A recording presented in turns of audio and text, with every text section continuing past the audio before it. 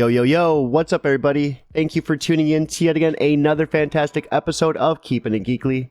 It's your Cape Crusader Cody, and we're hanging out with our returning guest, John Kissee. We're here to break down Dr. Rigby, Tales from the Deep, and everything in between.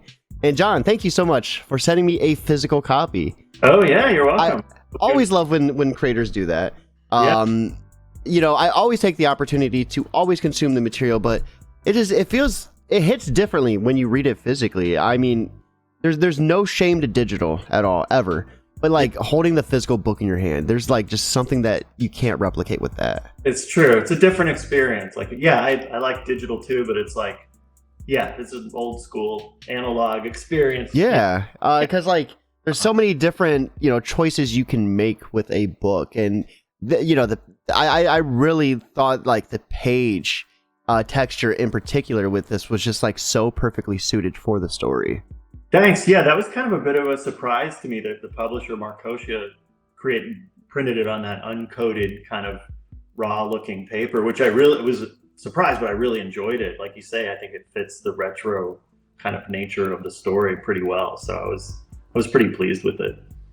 And I really do love the retro aspect of Dr. Rigby. I mean, Tales from the Deep is a collection of a couple stories, which we'll be talking and diving into in a little bit.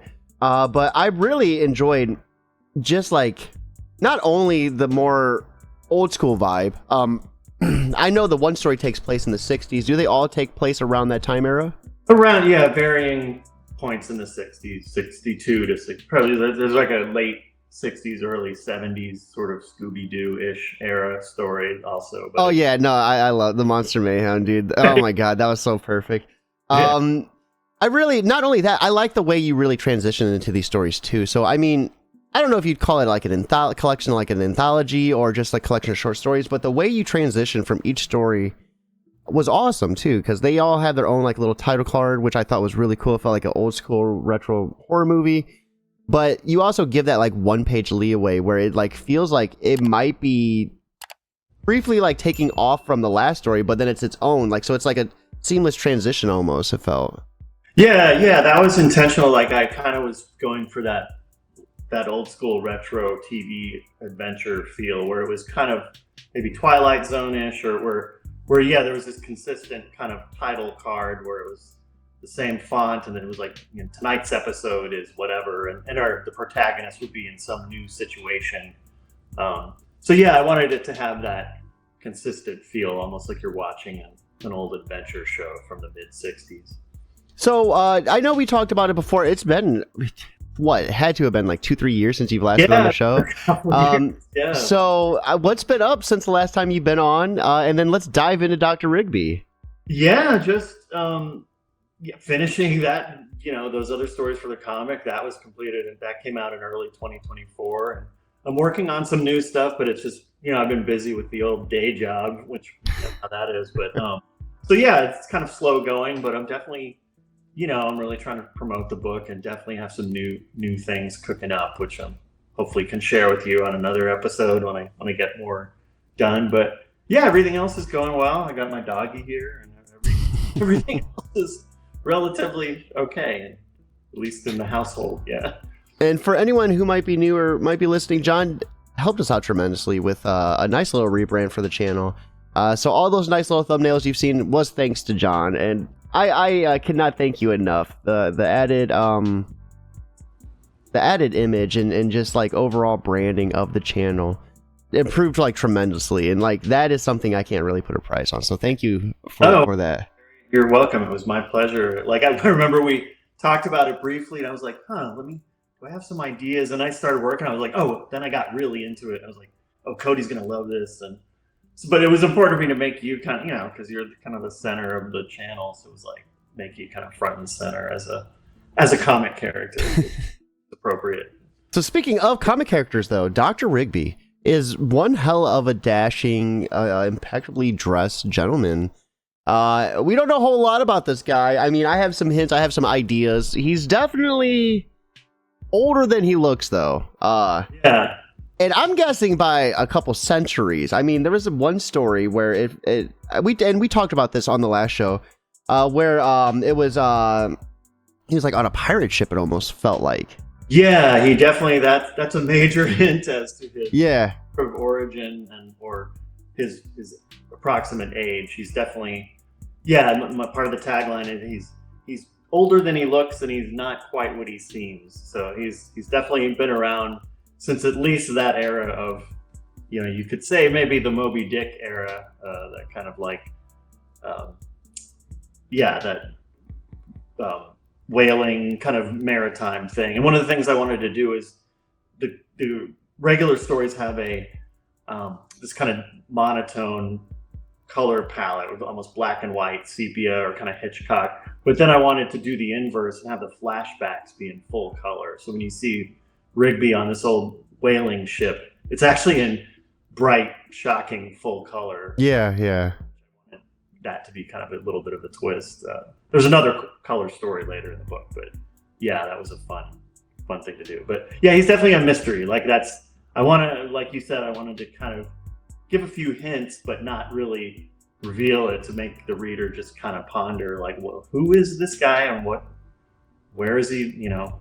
He definitely speaks in a much older, stilted kind of New Englandy Lovecraft way, even though it's the 1960s. So that's kind of a hint as to his, his origins. And I love it too. At one point in the comic, the character, the antagonist, makes a reference of him sounding like he's from like the 1930s, when the 1960s to us is pretty ancient as well. Right, I just thought that was like a little funny dialogue. Too, but yeah, this one character is much older than him. Even is like, you got to get with the times. Right. We see that he has a unique arsenal as well. An ether pistol. Is that how you say it? Yeah. It was this idea I wanted to have, kind of like if you think of Flash Gordon, one of the original things to combine fantasy and sci-fi. Like I just thought I originally had this just image of this guy in an elegant suit and a sword, but I was like, I want to give him a ray gun too. So he's got a sword and a ray gun, kind of the classic sci-fi fantasy archetype, and have a cool steampunk ray gun. So it was like that made it perfect. But yeah, he's got these strange weapons that also have strange, mysterious origins, like the character. And yeah, the Sword of St. Lucy is pretty cool too. It's telepathically controlled, so it's like a dagger. You pull it out, and you can make that thing just extend on command. Where was the inspiration for this weapon? Did you kind of just create that on the spot, or did you draw influence from somewhere? Actually, it's a bit of a inspired / ripoff of that Percy Jackson, the character which is a great little series on Disney now. But that character had a pen that turned into a sword. Okay. Based on like Greek mythology and stuff. So I was really just trying to come up with a way for this guy to have all these weapons in his coat pocket, so he could pull out a giant sword if needed. So yeah, it was kind of inspired by that, but it was more just a logistical thing of how do I, I can't have this guy walking around with a big, scabbard and stuff. So that was sort of, it was in service of the story. But and I mean, if I could have like a dagger that could like turn into a sword on command, I would carry that every day. I feel like that would go with me everywhere. Right, it's like the ultimate switchblade, and yeah. A friend of mine, I was like kind of thinking, I was talking to my friend Dan, who was like, I was like, is this too much of a weird phallic thing? But he was like, no more than a lightsaber. So I was like, okay, that's true. So it's like, yeah. It's okay. So we see the collection of several different stories. The Sinister Siren, Where Dwells the Ghastly Baron, which is 3 parts, Eye of the Abyss, Blood Vigil, and Monster Mayhem. Which was I thought it was such a funny nod, and it threw me off. I was not expecting it, so it was like the perfect like just chef kiss. Cool. That's what I want. The Sinister Siren, though, you started off strong. I mean, in the back matter, one of the facts is that Dr. Rigby had a loved one named Eleanor, and you start off with the story with the antagonist responsible for taking her out. Yeah, that was actually the first Rigby story I ever wrote and created, so that I wanted to kind of throw the reader into this, kind of a plot device where you're like you're trying to establish, even though it's the first story, you're trying to establish the illusion of this long history, and he's this sort of this vengeful character. But yeah, that was a fun story to write, and actually that's a little twist, a little Eleanor Rigby is a famous Beatles song, so his wife is there. Oh, I love that. And actually that was the inspiration for the name Rigby. I just thought it was such a cool, stoic kind of, badass kind of old school name. So yeah, that was the whole kind of inspiration for that story, just this kind of revenge tale, and the implication that he's been around for a long time and has these long-standing enemies. Well, we also, I mean, there was an interesting tidbit too, where she yells out "traitor." So I thought, we don't have to dive too deep into that, but I thought, for you eagle eye readers out there, I thought that was interesting. And there is sort of a pretty glaring, you're like, well, this guy isn't quite, quite what he seems, quite altogether human, but yeah, I kind of wanted to just leave it kind of. Part of the inspiration for that was kind of the X-Files, where there'd be like a fun monster of the week kind of thing, or an adventure, but beneath, kind of running concurrently, there was like this long mystery that the viewers could ponder week after week, and they kind of kept it very, they kind of just led you along with little clues. So I thought, trying to do that a little bit, just kind of get breadcrumbs, like you said. So the last time we chatted was Where Dwells the Ghastly Baron. So we'll link that in the chat for everyone that is interested in hearing about that. Eye of the Abyss, I thought was insane. I thought it was insane. I thought with Dr. Rigby, when he found out the meaning of existence, that was one of the things he wanted to forget. Yeah. And I think it like rings so true now, right? Like the existence of humanity and like everything just going on now. It's like, yeah, I'd want to forget it too. Yeah, you'd want to almost. I don't want to know this. Yeah. It's that was a fun. I was excited. Like the last time we talked, like I'd only written, had the one story out, but it was exciting for me to explore these different stories and different kind of ideas. But yeah, that story is almost like a monkey's paw, like the old classic story where that wish fulfillment thing, where it's like, be careful what you wish for, and then. He kind of inspired, again, / ripoff of the monkey's paw. He uses his wishes basically to undo everything that's occurred, so it's like this kind of dark twist on, the genie or the wish fulfillment. And it's like, and of course the reader doesn't get to hear the secret of the universe, meaning existence. Only Rigby does, and it almost drives him mad. So it's like, that was like a fun, like, morality play, kind of almost like an old Twilight Zone episode. That was a real fun, and that transformation scene was a lot of fun to do. The big eye. Yeah. Oh man, I really loved the monotone colors. You were talking about that earlier. Do you have a certain reason which colors get applied to which stories, or is it kind of just luck of the draw? Well, it's sort of, it's more of an experimental thing. I just see what looks good. Like I tried a few different things. Like I kind of want to go for a muted palette, something that feels black and white but has pops of color. So it was really just trying different effects in Photoshop and blending. Like the Eye of the Abyss was a real challenge because I wanted it to be red, but then doing it the same version, the same method as the other stories, it just looked kind of a light pink. So I created all these heavy textures.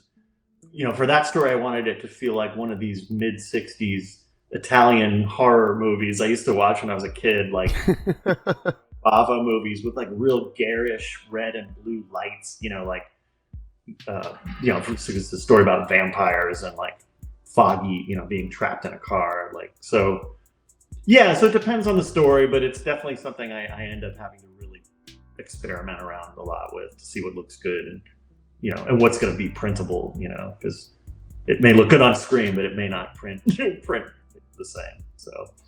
So I would say Blood Vigil was probably one of my favorites. I really enjoyed the brutality of it.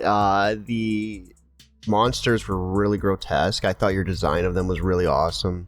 Thanks. And it hit on like a really emotional level too. That end part was really emotional. Yeah, man, thank you for bringing that up.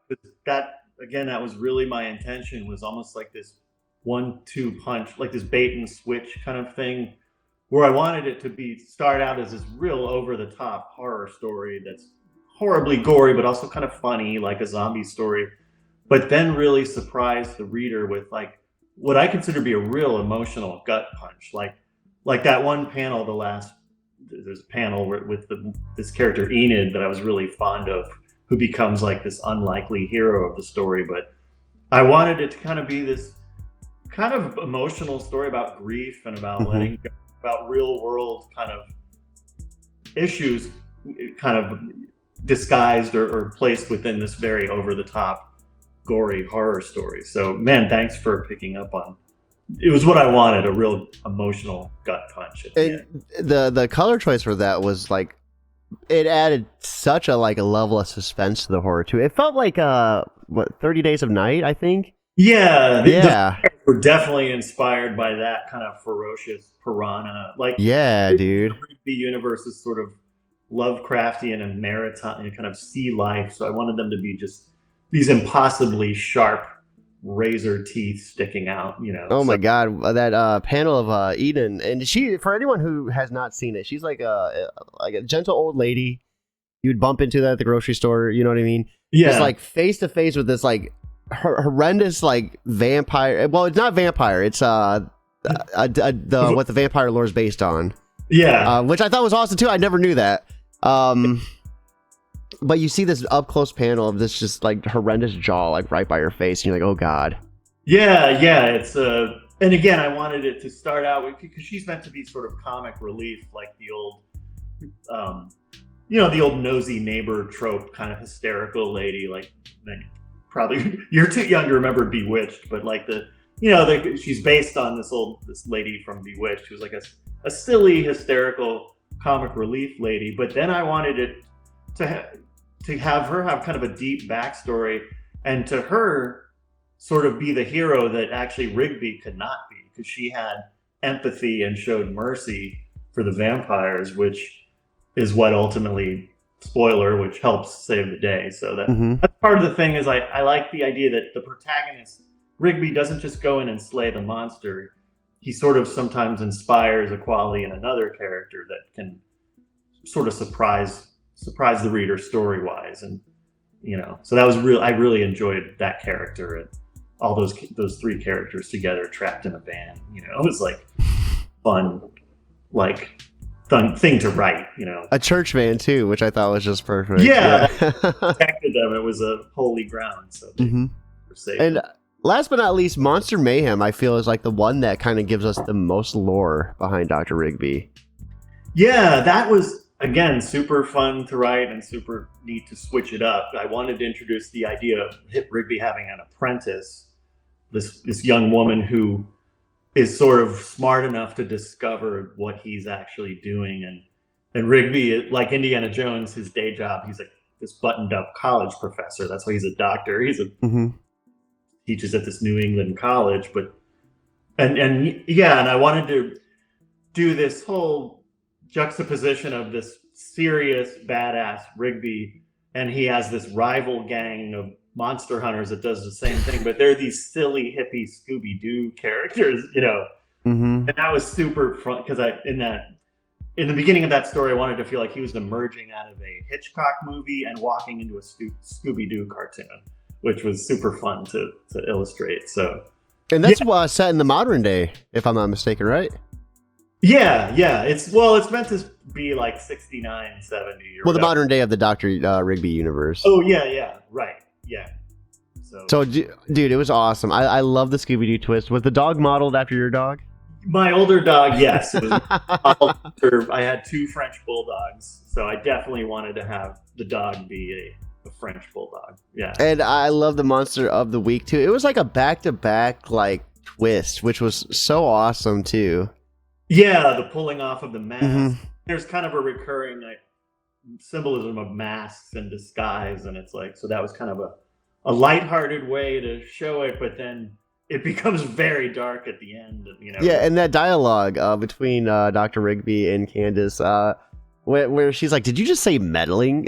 Right? Yeah, like it's it's like part of the humor of the book is he doesn't understand how out of place he is. He's sort of like everyone else thinks he's this weirdo who talks like an old-fashioned book, but it's like, yeah, it's part of the fun of it. So you said you had some goodies for us. Are you able to screen share? Yeah, well, I can. Let's see. I can share. Let's see. Allow. Sorry. And for everyone that is watching, be sure to hit up johnkissee.com. They're able to buy the book there as well? There's a link tree on there to buy it. Okay. I'm not sure if this is working. Sorry to slow us down. No, you're fine. No worries at all. I'm excited. Pokemon Fire Red and Leaf Green. This might be a little, a little outside of your taste, but for me, when I was a kid, Pokemon was all the hype, and it just released on the Switch today. Man, I've been playing it all morning. Oh. Was it? Does it live up to your... Yeah. So me and Lily were just laying in bed. She was watching me play. Oh, it was like a really good bonding time. I'm like, I can't wait till you're old enough to play this yourself, young one. Oh, that's cool. That's very cool. Yeah. Our nephews and stuff are like, it's funny to be like, I'm more of the vintage Star Wars age, and now like all those people are having the Pokemon nostalgia and looking for the old cards and stuff. So I do a lot of Magic the Gathering, and I take my kids to the card shop, and we always let them pick out go through the $1 holographic box. And I wish when I was a kid that was around. You know what I mean? I feel like I was on the forefront of like being a pioneer with like Pokemon. And then like now all these kids have it way easier. Yeah. I had to walk through 3 miles of snow just to get to a card shop, Right.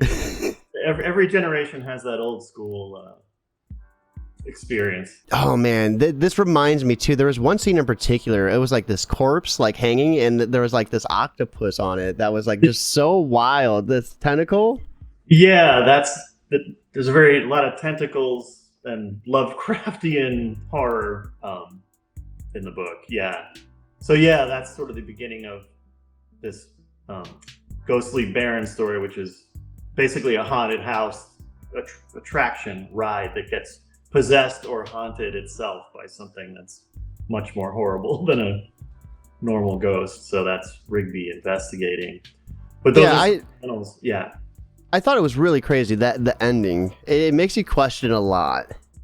Yeah, that's again, that kind of Twilight Zone twisty ending where you're like, what did I understand what I just saw? So I always like that. I always like to be surprised like that in stories that I read. So that's Rigby. I realized early on I had to show what a badass Rigby is fighting. So I have this like scene where he slaughters all these zombie ghosts with his sword.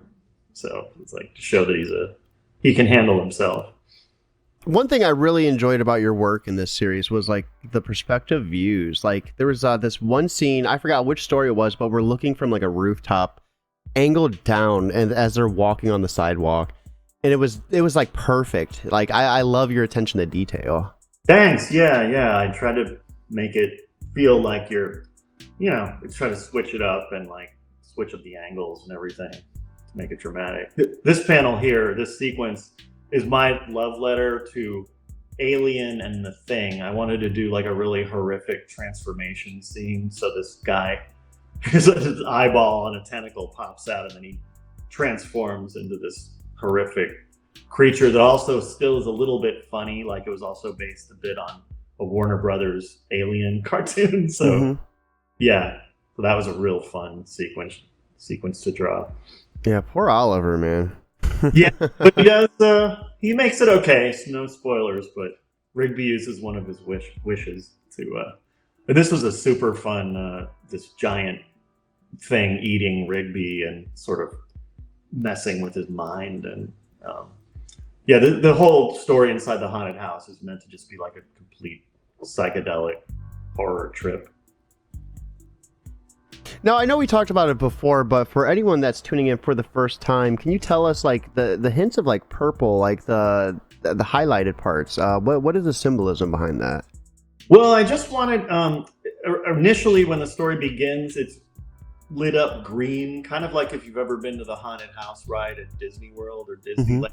Everything's got this kind of greenish, ghostly thing. But then as the story went on and you realized that the haunted house was morphing into something worse or more horrific, the purple crept in. And I was actually inspired a lot by these old 60s Spider-Man cartoons that by Ralph Bakshi directed, where he'd put these trippy dippy acid like this, like these acidic purple Yeah. in there. So yeah, that was just really to signal to the reader that the real trippiness is starting. So can you tell us a little bit about your approach here, just some of your techniques, the texturing and some of the design within these panels? Yeah, so everything, all the figures are drawn first in pencil, then I scan them and ink them digitally. But yeah, there are some textures that I bring in and certain pieces, things like rock or metal that I actually pull in real scanned textures and turn them into line art. But I try to combine them with the line art in a way so it doesn't look jarring, so it looks like it's part of the universe and fits in with the story. But they're things that I could never draw myself, like real intricate little stuff. But they're really just meant to be little pops of detail and texture, like the tail, the eel tail of this Serena. That's actually based on a real scan of a fish, eel skeleton. Oh, that's so cool.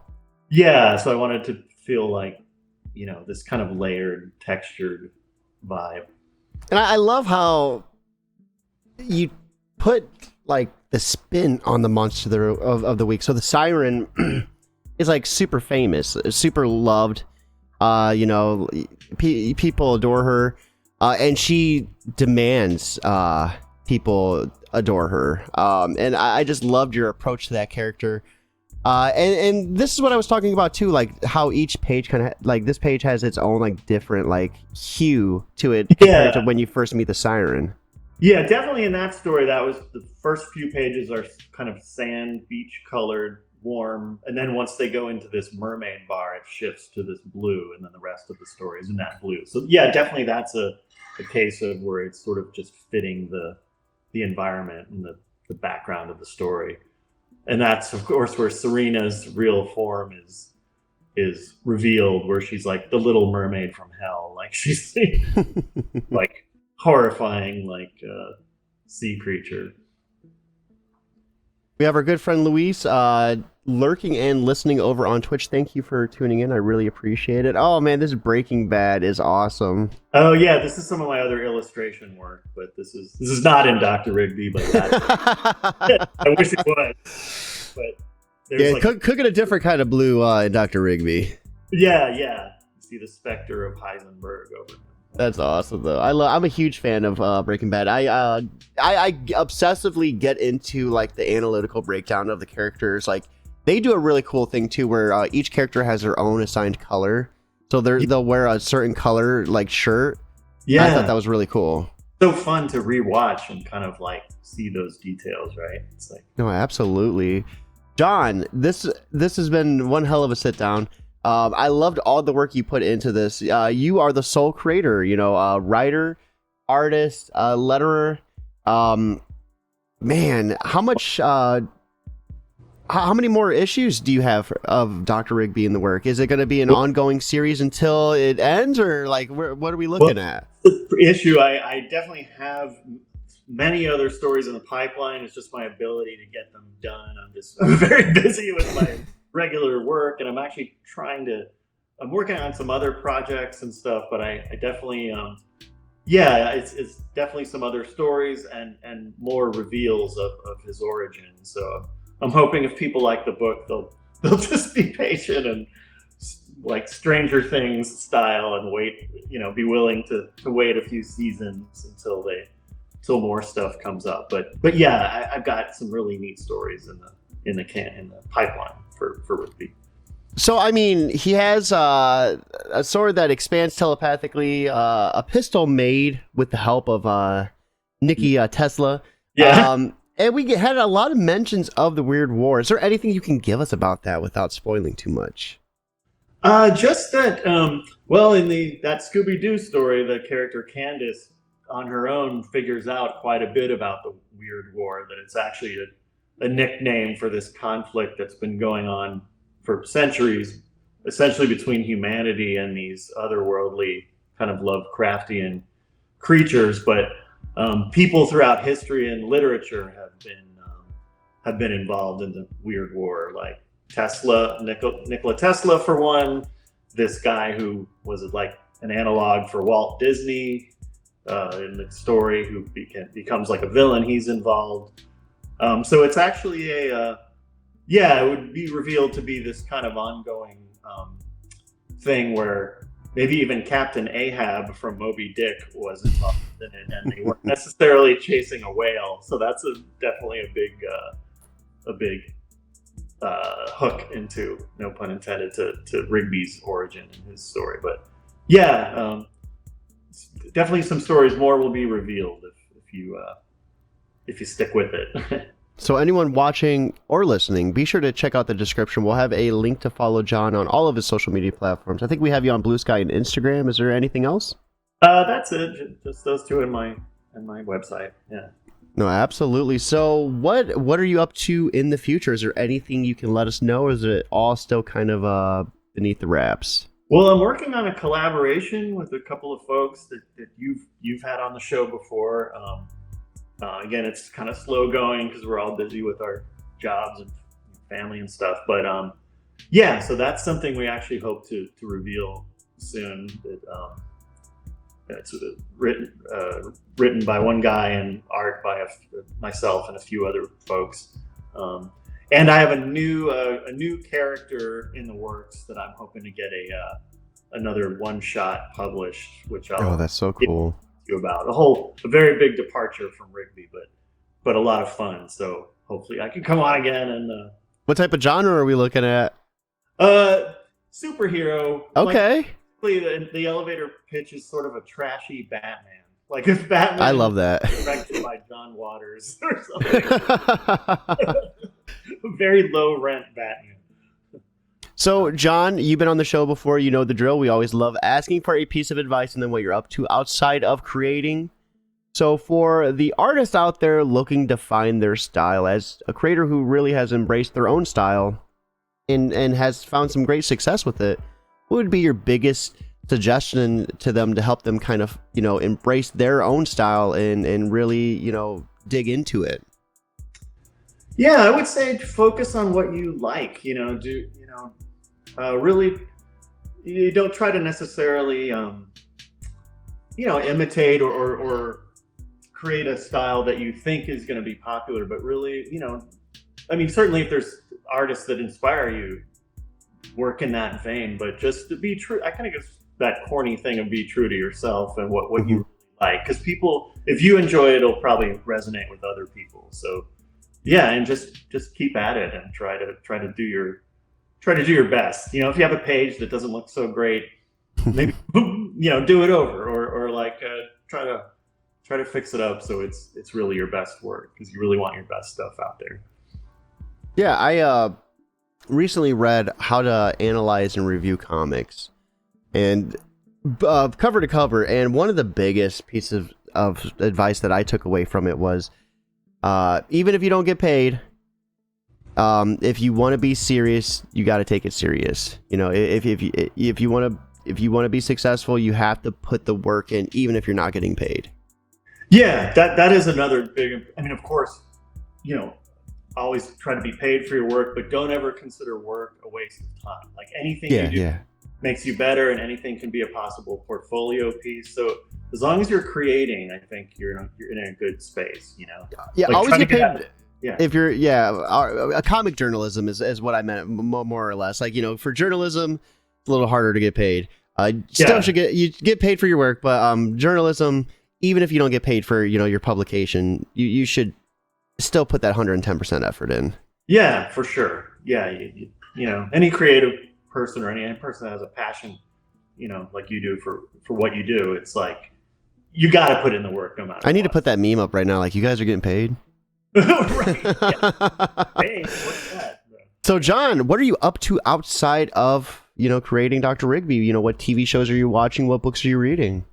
Let's see. Well, one of my favorite authors is Joyce Carol Oates. I always pick up her books. She's always got great kind of psychological mysteries. Let's see. I'm watching Fallout. I'm really enjoying Fallout. Oh, it's so good. What season are you on? Like, such a juggling a lot of like really dark stuff with really funny stuff. Are you on the first or second season? Second season, just. Oh yeah, I felt like the second one hits a lot harder than the first one. Yeah, it's taking it it's really growing the story and the characters a lot. Yeah, Fallout's great. Last year I really enjoyed the movies Weapons and Sinners, like these new, kind of there's this new crop of directors that are really surprising. You know, these movies like where you just go in not knowing anything about it and you're really kind of surprised and yeah, so a lot of cool creative stuff. As the real world gets crummier, the creative world seems to be getting better. So, you know, it's such a horrible trade-off. If only we could just get the good creative stuff, right? yeah. All right, so everyone that is watching, here is a link to check out John Kissee's website, johnkissee.com. Be sure to check it out and get that order in for Dr. Rigby. It's an awesome read. I had a fantastic time checking it out. The stories are awesome. I thought the page texture was like perfectly fitted to the story. And you can read it in one afternoon. That's the best part. You know, it's a bunch of self-contained stories, but it's also easy to read in one afternoon. And I think you guys will love it. I had an awesome time checking it out. With that being said, it is time for us to wrap up. I hope you all have a lovely Friday. But most importantly, guys, keep it geekly.